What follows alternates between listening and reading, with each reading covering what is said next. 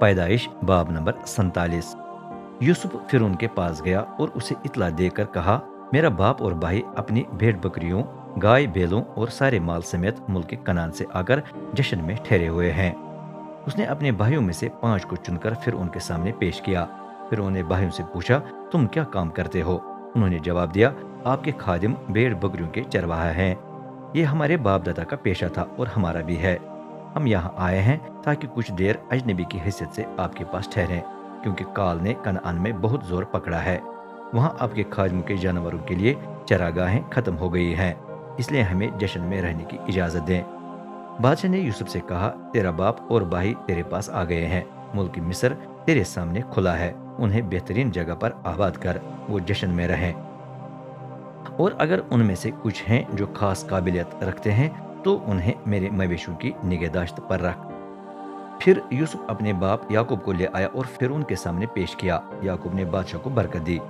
بادشاہ نے اس سے پوچھا، تمہاری عمر کیا ہے؟ یعقوب نے جواب دیا، میں 130 سال سے اس دنیا کا مہمان ہوں۔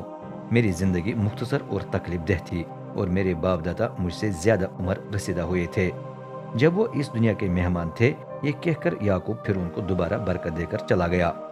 پھر یوسف نے اپنے باپ اور بھائیوں کو مصر میں آباد کیا۔ اس نے انہیں رمسیس کے علاقے میں بہترین زمین دی، جس طرح بادشاہ نے حکم دیا تھا۔ یوسف اپنے باپ کے پورے گھرانے کو خوراک مہیا کرتا رہا، ہر خاندان کو اس کے بچوں کی تعداد کے مطابق خوراک ملتی رہی۔ کال کا سخت اثر۔ کال اتنا سخت تھا کہ کہیں بھی روٹی نہیں ملتی تھی۔ مصر اور کنعان میں لوگ نڈال ہو گئے۔ مصر اور کنعان کے تمام پیسے اناج خریدنے کے لیے صرف ہو گئے۔ یوسف انہیں جمع کر کے فرعون کے محل میں لے آیا۔ جب مصر اور کنعان کے پیسے ختم ہو گئے تو مصریوں نے یوسف کے پاس آ کر کہا، ہمیں روٹی دیں، ہم آپ کے سامنے کیوں مریں؟ ہمارے پیسے ختم ہو گئے ہیں۔ یوسف نے جواب دیا، اگر آپ کے پیسے ختم ہیں تو مجھے اپنے مویشی دیں، میں ان کے عوض روٹی دیتا ہوں۔ چنانچہ وہ اپنے گھوڑے، بھیڑ، بکریاں، گائے، بیل اور گدھے یوسف کے پاس لے آئے۔ ان کے عوض اس نے انہیں خوراک دی۔ اس سال اس نے انہیں ان کے تمام مویشیوں کے عوض خوراک مہیا کی۔ اگلے سال وہ دوبارہ اس کے پاس آئے۔ انہوں نے کہا، جناب عالی، ہم یہ بات آپ سے نہیں چھپا سکتے کہ اب ہم صرف اپنے آپ اور اپنی زمین کو آپ کو دے سکتے ہیں۔ ہمارے پیسے تو ختم ہیں اور آپ ہمارے مویشی بھی لے چکے ہیں۔ ہم کیوں آپ کی آنکھوں کے سامنے مر جائیں؟ ہماری زمین کیوں تباہ ہو جائے؟ ہمیں روٹی دیں تو ہم اور ہماری زمین بادشاہ کی ہوگی۔ ہم فرعون کے غلام ہوں گے، ہمیں بیچ دیں تاکہ ہم جیتے بچیں اور زمین تباہ نہ ہو جائے۔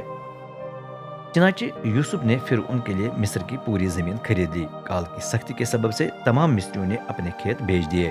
اس طریقے سے پورا ملک فرعون کی ملکیت میں آ گیا۔ یوسف نے مصر کے ایک سرے سے دوسرے سرے تک کے لوگوں کو شہروں میں منتقل کر دیا۔ صرف پجاریوں کی زمین آزاد رہی۔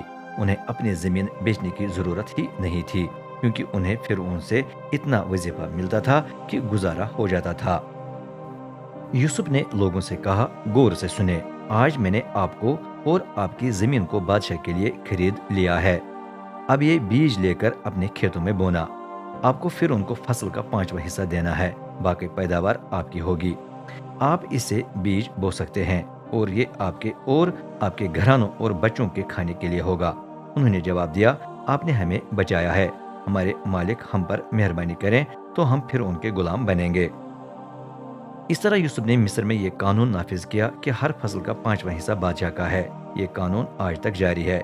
صرف پجاریوں کی زمین بادشاہ کی ملکیت میں نہ آئی۔ یعقوب کی آخری گزارش۔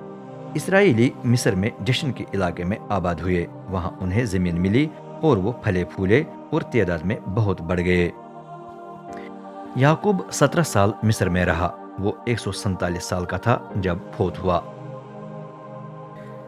جب یعقوب کو مرنے کا وقت قریب آیا تو اس نے یوسف کو بلا کر کہا، مہربانی کر کے اپنا ہاتھ میری ران کے نیچے رکھ کر قسم کھا کہ تو مجھ پر شفقت اور وفاداری کا اس طرح اظہار کرے گا کہ مجھے مصر میں دفن نہیں کرے گا۔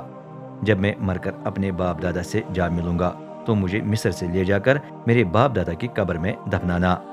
یوسف نے جواب دیا، ٹھیک ہے۔ یعقوب نے کہا، قسم کھا کہ تو ایسا ہی کرے گا۔ یوسف نے قسم کھائی۔